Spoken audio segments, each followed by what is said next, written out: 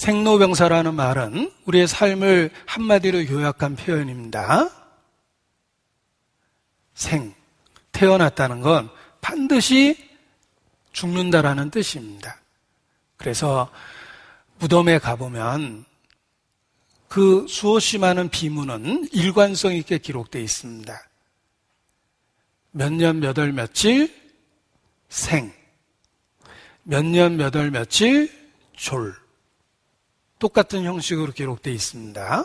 어느 누구도 예외가 없습니다. 우리는 피할 수 없는 필연적인 죽음이라는 운명을 갖고 있고, 태어나는 순간부터 사실 어떻게 이야기하면 죽어가고 있는 것입니다.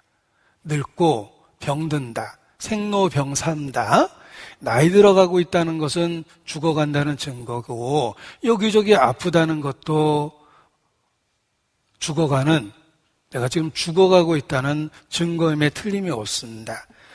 우리는 그 죽음 앞에서, 창조주 앞에서, 그 운명을 정하신 창조주 앞에서 결코 교만할 수 없습니다. 그래서 우리의 마음이 더 나은 것을 추구하게 되고 지혜를 향하게 되는 것입니다.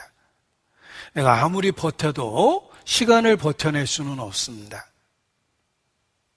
시간은 어느 날 우리 모두에게 죽음이라는 것을 갖다 줍니다.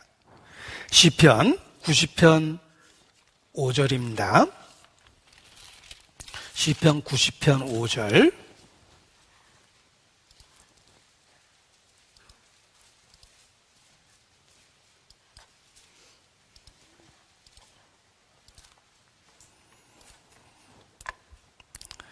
다 따라 읽어야 되는데 방역 규정 준수를 위해서 제가 혼자 읽겠습니다.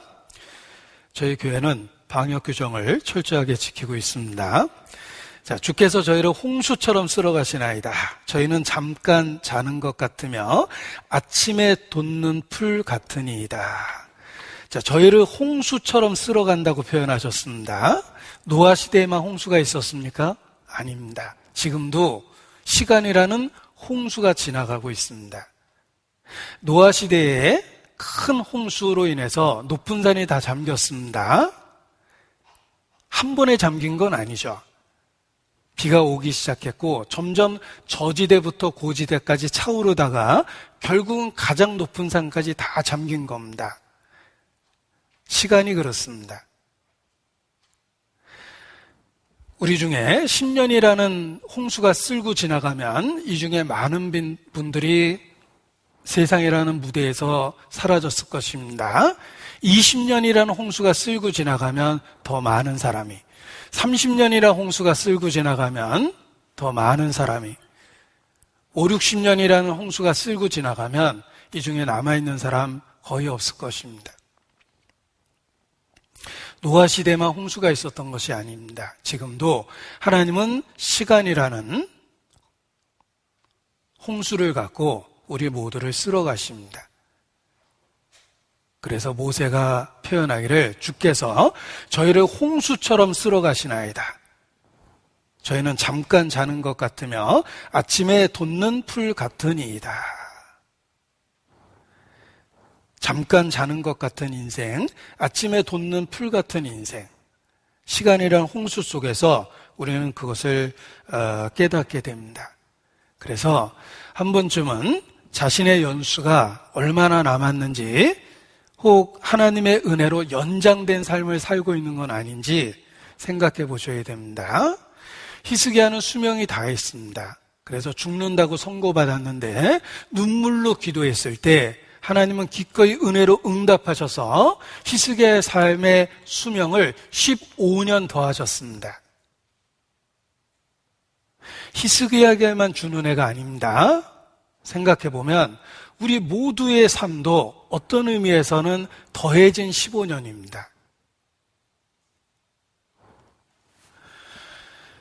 사람의 연수가 70이여 강건하면 80이라고 그랬는데 수없이 많은 사건, 사고 가운데 지금까지 살아있다는 것은 더해진 은혜 속에서 히스기야처럼 우리가 그 삶을 살고 있는 것입니다. 그래서 한 번쯤은 나의 삶이 과연 얼마나 남아있을까라는 라는 것을 생각해보고 더 나은 삶을 살도록 인생을 조정해야 되는 것입니다.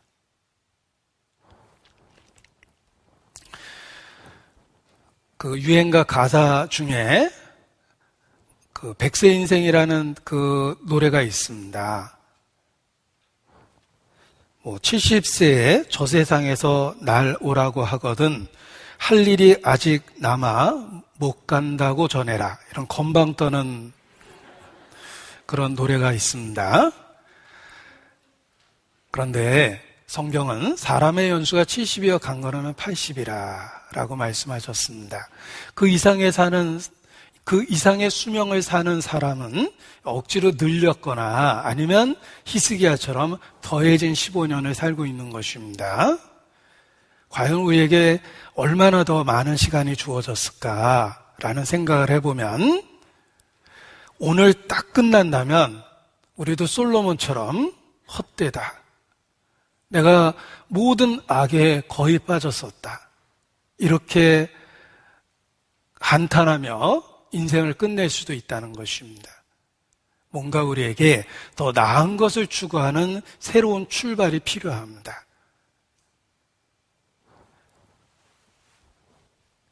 시간 앞에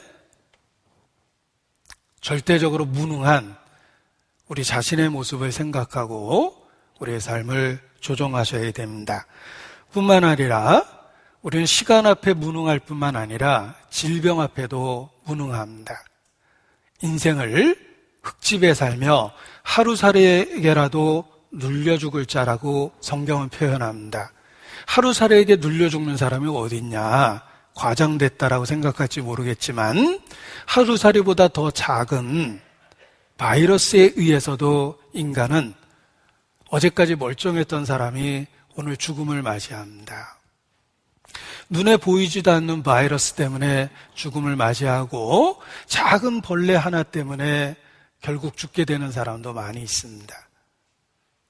정말 하루살이에게도 눌려 죽을 인생입니다.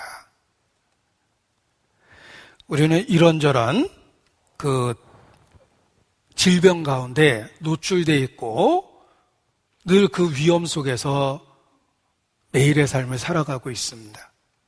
왜 하나님께서 이토록 우리의 삶을 아슬아슬하게 하셨을까? 결코 교만할 수 없도록 만들어주셨고 우리의 마음이 영원한 것을 향하도록 이끌고 계시는 것입니다. 우리는 질병 앞에 무능합니다. 또 예기치 못할 사건, 사고 앞에서도 철저하게 무능합니다.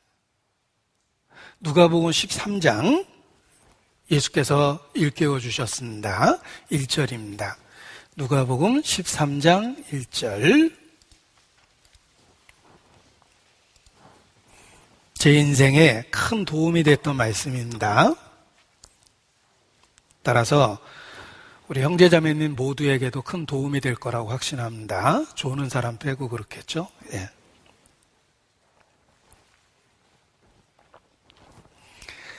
자, 그때 마침 두어 사람이 와서 빌라도가 어떤 갈릴리 사람들의 피를 저희의 제물에 섞은 일로 예수께 고하니 대답하여 가라사대 너희는 이 갈릴리 사람들이 이같이 해받음으로써 모든 갈릴리 사람보다 죄가 더 있는 줄 아느냐? 너희에게 이르노니 아니라. 너희도 만일 회개치 아니하면 다 이와 같이 망하리라. 어떤 정치적인 사건에 연루돼서 억울하게 빌라도에게 살해된 사람들이 있었습니다. 그 사건을 갖고 예수께서 말씀하십니다. 이 사람들이 이렇게 해받음으로 인해서 다른 갈릴리 사람보다 죄가 더 있다고 생각하느냐? 아니라. 당시 유대인들은 어떤 사건, 사고를 당하는 사람들이 숨긴 죄가 있거나 죄가 많기 때문에 그런 벌을 받았다고 본능적으로 생각했습니다. 예수님은 말씀하십니다. 아니다. 너희도 회개치 아니하면 다 이와 같이 망하리라. 같은 처지에 있다는 것을 일깨워 주신 것입니다. 그리고 또 다른 이야기를 이어서 하십니다. 4절. 또 실로암에서 망대가 무너져 치어 죽은 18사람이 예루살렘에 거한 모든 사람보다 죄가 더 있는 줄 아느냐? 너희에게 이르노니 아니라. 너희도 만일 회개치 아니하면 다 이와 같이 망하리라.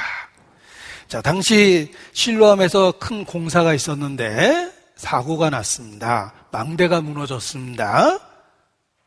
요즘 말로는 뭐 성수대교가 붕괴됐다 이런 식의 큰 사고입니다. 그 시대에 있었던 큰 사고를 예를 들었습니다.